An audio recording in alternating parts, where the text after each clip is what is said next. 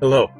I suffer from obsessive-compulsive disorder, which is an anxiety disorder in which people have unwanted and repeated thoughts, feelings, ideas, or behaviors. In other words, my life is a systematic pattern.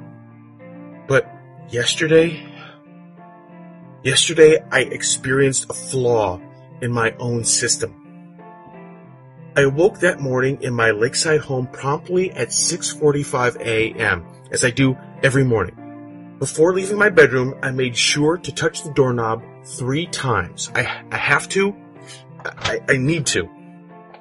On my way downstairs, I made sure not to step on the second to last step. I never touch that step. I just can't. I made my usual breakfast of toast, scrambled eggs, and black coffee. I never eat anything else in the morning, just always those 3. Turning on my iPad, I made sure to check the local news headlines like usual, but today, something was missing. I couldn't place my finger on it. Did I forget something? The strange feeling lingered with me all the way to my car. On my way out the front door, I made certain to lock my door, then unlock it, then lock it again. Driving to work, I couldn't help but feel like a part of me was missing. What did I miss? How could I have possibly missed it? I hoped that the feeling would surpass while at work that day, but it didn't. It stayed with me for 12 whole hours. I left the office around 6:45 p.m. to head back home. About 25 minutes into my commute, I stopped for the red traffic light at the intersection of Marbury and Westway. But as the light turned from red to green, I couldn't help but feel that strange sensation again. The only other person near me was the man driving behind me. He blared his horn for me to get going, but instead of accelerating, I just unrolled my window and motioned for him to go around me. He did. I dreadfully sat there in my car, still stopped at the intersection. Something is seriously wrong. What am I missing here? I made sure to touch everything in my car, hoping that it would spark my memory. I touched the dashboard, the leather seats, the emergency brake, and even the roof. It did nothing for me. My hands began to tremble as I slowly drove away. This isn't right. I don't like this. Arriving home, I pulled my car into the garage. I washed the car every weekday, never on weekends. I only wash the front of the car and the back, never the sides, no matter how dirty they get.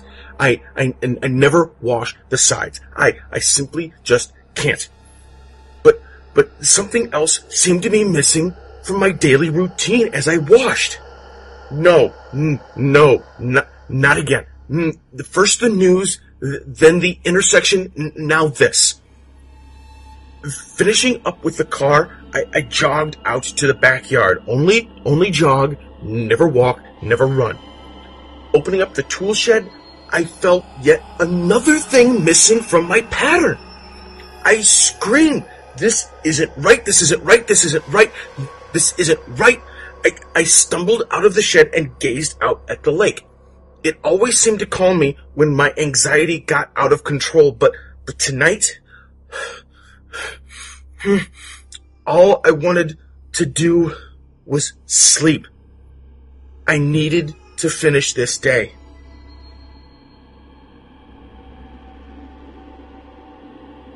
The next morning, I awoke at 6:45 a.m., touched the doorknob 3 times, made sure not to step on the second to last step on my way to the kitchen. I prepared my toast, scrambled eggs, and black coffee. I turned on the iPad, browsed the local news. It's still missing. I became aggravated. What is it I could possibly be missing? I began to feel nauseous. Hurrying out the door in a vicious rage, I quickly locked the door, unlocked it, and locked it again. I drove off to work. I tend to get a lot of work done when I'm upset, strangely, so at least I felt some accomplishment when I left the office at 6:45 p.m. I drove fast on my way home. Very fast. What am I missing? I approached the red light at Marbury and Westway. Come on, think. A man was walking in the middle of the intersection on his way to the other side. Why can't I remember? The man's head spun as he noticed my car coming straight for him at 85 miles per hour. I noticed him too. A wave of horror crossed over my face as I watched him dive to one side. I swerved into that same direction. A loud clunk was made as I crushed the man underneath my vehicle. Oh God. Jumping out of my car, I hesitated on what to do. He lay there writhing in agony, making horrendous guttural wails. I popped open the trunk to my car, lifted the screaming man, and heaved him in. And I drove. Upon entering my garage, I made sure to wash the blood off the front and rear of the car. The sides were not necessary. After dragging his broken body out to the backyard, I jogged to the shed. Inside were black garbage bags, cinder blocks, and a hacksaw. After dismembering the man, I was able to fit both the remains and a cinder block into the bag. Dropping him into the lake was all that was left to do.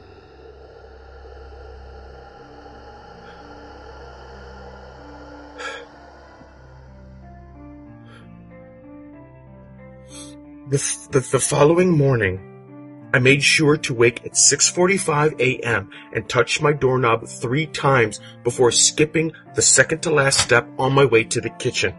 While eating my toast, scrambled eggs, and black coffee, I browsed the local news on my iPad. The top headline: Hit and run serial killer strikes again.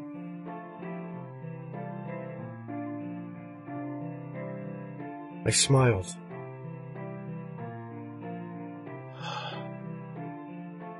Back to normal.